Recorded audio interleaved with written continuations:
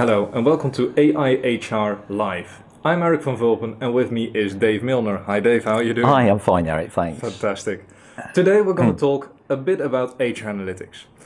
Dave, what I want to ask you first is, what are some of the areas of HR analytics that you're most excited about, that trigger you the most? I think the things that are most exciting is the opportunities that predictive analytics gives.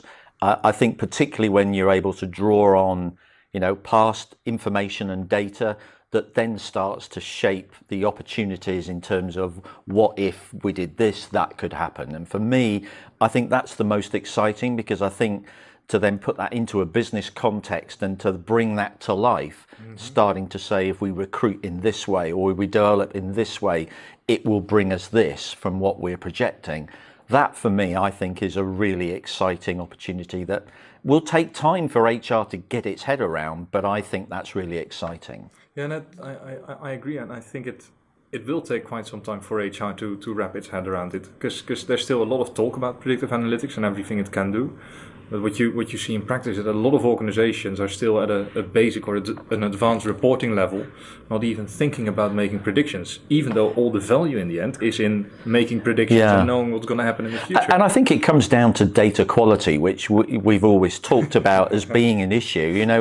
It takes time for that to happen, and people data is not as good as it should be. But I think over a time we will get to that point. But that is the area of analytics that excites me the most, because I think it makes sense when you project it back to a business leader. They get it, they understand it, and it's not too hypothetical, if you've grounded it in research that you've done previously.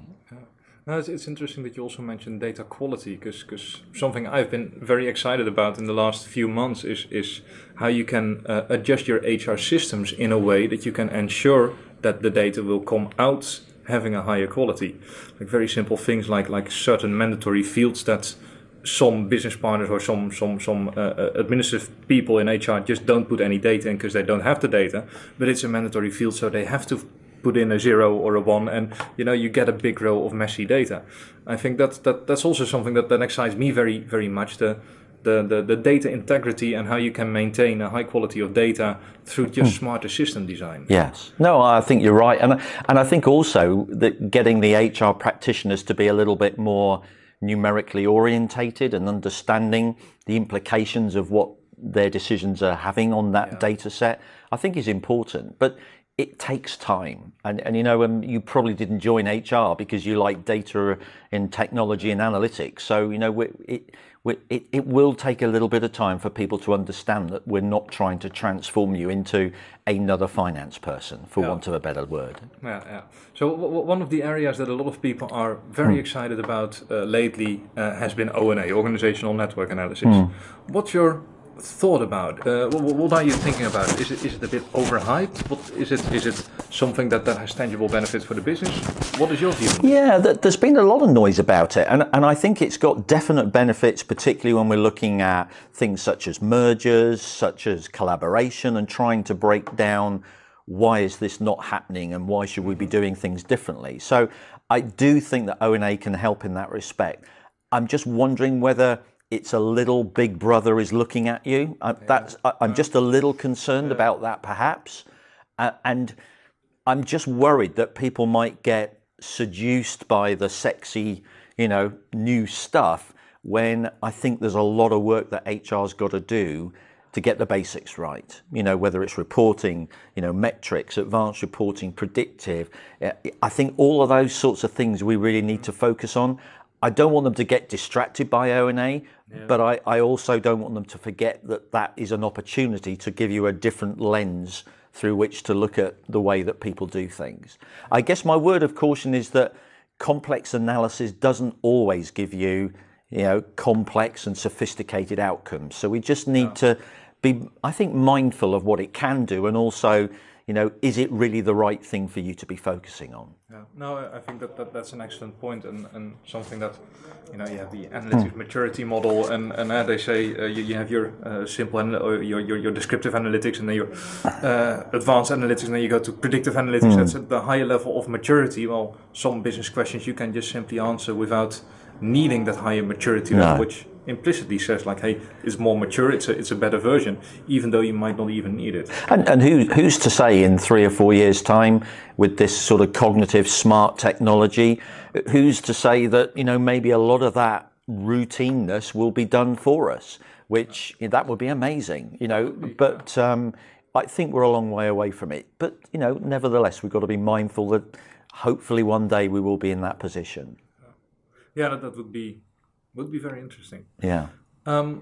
So analytics is evolving, and in the last few years we've seen analytics get a foot in the door in the HR departments, and it's, you know, for most larger companies, analytics is I see it getting taken more and more seriously.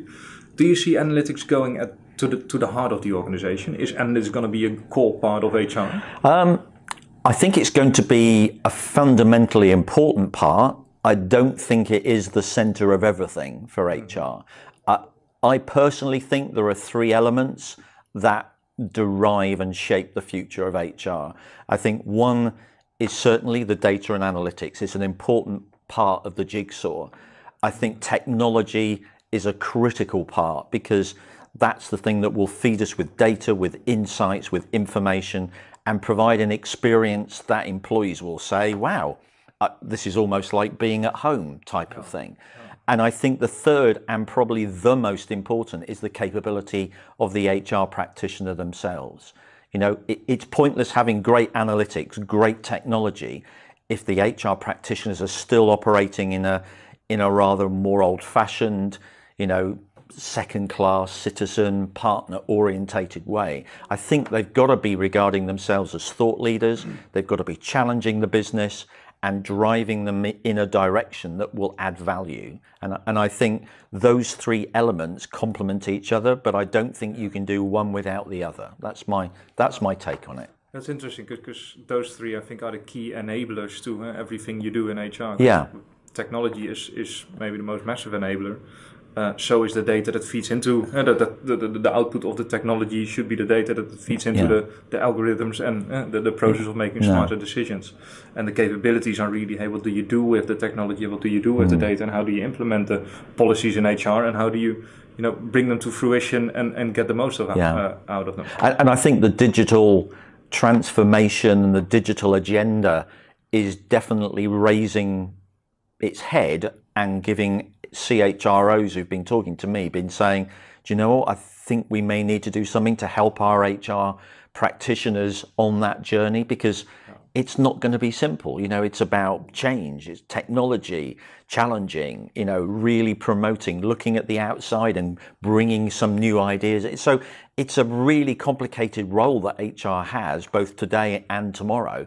But we really need to give them some support and help. And I think that's why I'm starting to see quite a lot of help being asked for in the HR world, which is only good news for analytics and HR, obviously. No, that's true. What I want to focus on is 2 of those enablers that you mentioned. You mentioned technology and you mentioned analytics. How do those 2 integrate with each other? Because I think there's potentially a huge synergy between the 2. Yeah, I'm absolutely with you. I think part of this data quality that we talked about a little earlier is because the technology is not aligned. It's not simple. It's not providing us with the information we want when we need it. You know, it's hardly surprising that people don't want to do analytics when they've got 20 different spreadsheets to pull together. You know, and I think we've got to try and find and work on systems that are built for the future, just not today. And, you know, and I think the technology vendors have got a big role to play in not just alluding to what the future looks like, but actually providing them with concrete evidence that this is where we're today, this is the roadmap for tomorrow, this is how we're going to get there, this is what it will then do, and these are the features, and this is what it's got to provide. And I think, you know, that's where there's an interesting dilemma between HR startups and the, you know, more traditional vendors. And you know, I can see a lot of the startups are making a lot of traction because they're able to be incredibly responsive in a very quick way to the needs of what some of the large organizations and more medium size are looking for. So I think there is definitely a connection between the 2, but we've got to get the technology right, because otherwise we're continually questioning the data and having to go look for it, and that's not good for anybody. Yeah, I agree. Well, on the other hand, that what you also see is that those smaller technology HR technology firms are creating very tailor-made solutions, very specific solutions. So they do them really well compared to the big vendors who offer a one-size-fits-all, and that just doesn't work for sub areas of learning and development or other HR disciplines. So what on the other hand also worries me about technology is that you see. And I know a company here in the Netherlands that used to have, I think, 80 different, 80 different HR apps that they were using for the employees, so they could, do everything in a self-servicing matter. Although all the data coming out of those tools it wasn't thought about, hey, what are we going to do with the data, and how can we integrate that data in a way that we can do continuous analytics or the more advanced predictive analytics that you mentioned before. So I think there's also there should be in a way a shift in the thinking about, hey, how are we going to leverage those technologies, and how are we going to align those technologies in the end to map the employee journey, to know, hey, these employees are coming in, so we have the application tracking system, we have all those fancy new selection tools that we are using now. How can we get all the data aggregated and use it in our analytics department to make better decisions about recruitment, about hiring, about sourcing, maybe even all the way to the exit interviews. And how can you map that employee journey and do that as well as possible using those technologies? I think you're right. I think the aggregator or the platform integrator or whatever word you want to use is definitely the key to all of these apps. And I think the other thing we need to be mindful of is that we've also got to be able to bring in non-people data, such as business outcomes, KPIs, whatever it may be, because that will then ultimately make the analytical process easier for the team or the HR practitioner who has to do it. So it's not an easy journey, and there is a no one size fits all, but I just think that the ultimate solution of having access to the data when you need it in the type of ways that you can use it just sounds really exciting. But I think part of the challenge here is, does HR want to get to that point? Because it means, therefore, that the administration will have disappeared. It therefore means we've got to focus on these critical processes, talent and all of that, workforce planning, etc. We need to focus on those things really properly. And we've just got to make sure that we're not reliant upon HR people who are in the comfort zone of liking to do things the old way. And that's no disrespect, but life is moving on, and maybe the profession is also moving on, hopefully. Yeah, let's hope so. It's always a funny story that I like to tell, that when I was still studying, and I was doing some teaching, and the father of one of the university students came in, and usually you never talk to parents of university students, so that was always a bit funny for that one specific course. And he asked me, like, hey, what do you do? And I said, I study I&O psychology. And he said, oh, there's something funny, because recently I had to apply for a job again, because I quit my company, and he had stayed there for 25 years, and he had made a number of internal promotions. And he said, I applied to a different company for the first or for the second time or first time in his life, because he had been working so long at that original company. And he said, what was so funny? That the process I went through, the recruitment process, it hadn't changed a bit since I first did it 25 years ago. And actually he said, that's so mind-boggling that nothing changed in 25 years. I'm still doing the same conversations, I'm still doing the same assessments. It's still the exact same process, and nothing really has changed. And I think that for me has always been a motivator of, hey, how can we in the end now change the HR department for real? Because if you haven't been changed for 25 years, in today's world, that's kind of unheard of. No, and it's funny because when I was working in a bank in an internal HR function, our big thing was about having interviews that were evidence based, and we're talking today about evidence based HR, and I'm like, that's just the same thing we were talking about years ago. But you know, we will get there.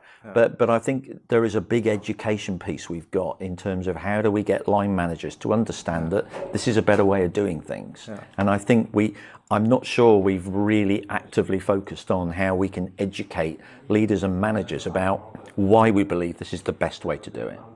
But anyway, that's another day's conversation, probably. Yeah, no, that's true, and I think you hit the nail right on the head. One thing, one last question, one final question I had, and I think you already partially answered it, is about the future of HR. Where do you see analytics develop in the near future? I think it's interesting. You've got a lot of what I would call leaders in the field. So a lot of the larger corporates have got analytical teams, and they're very much pushing the analytical agenda, and that's amazing. They're the ones that present at all of the conferences. They're the ones that are telling their story, and that's great. I think that the thing that is still a bit frustrating is that we have a lot of the smaller organizations, you know, which are probably 500 to 2,000 employees. Those, for me, are the ones where if you introduce analytics, they could really make a huge impact. And I'm not quite sure that we've really captured hearts and minds for that group yet. I know the data sets will be smaller. I know it'll be more difficult to get correlations because we haven't got that, you know, the number of volume of data available. But I just feel that when we start to get analytics into organizations of that size, then we're starting to really build momentum for this as being a core part of the HR function. But we will get there. But I think we've still got a lot of work to do. We shouldn't just be promoting the fact that the large corporates are doing it and doing it amazingly well. How can we integrate this down into the smaller organizations? Because I think they can make radical changes very quickly.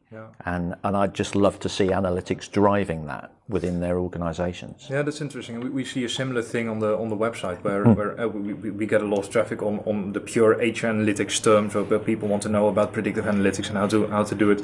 And for us, that's mainly a population that's working at the larger companies, but we also get a lot of traffic simply on how do we measure performance, what are performance metrics, what are the most common metrics you can use in your recruitment process, and I have the feeling that a lot of the interest that driving those metrics questions are coming from slightly smaller organizations that also want to get going and just go to Google and type in, hey, what are the recruitment metrics I can use?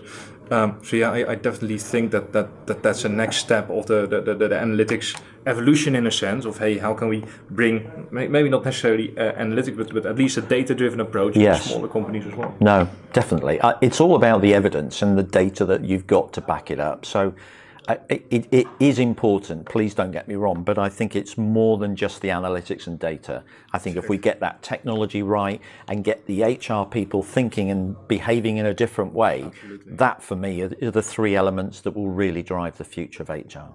Perfect. So it's data and analytics, if I summarize it correctly. It's the capability, in the end, that's most important, and it's a technology. Those are the three main enablers or drivers of everything we do in analytics. And let's nail them. And that will give us a commercial HR function. What more do you want? Dave, thank you very much for participating, and thank you very much for watching AIHR Live. And I think Coco, our office dog, also made an appearance. She's a beautiful dog. I hope you really like this episode, and see you in the next one.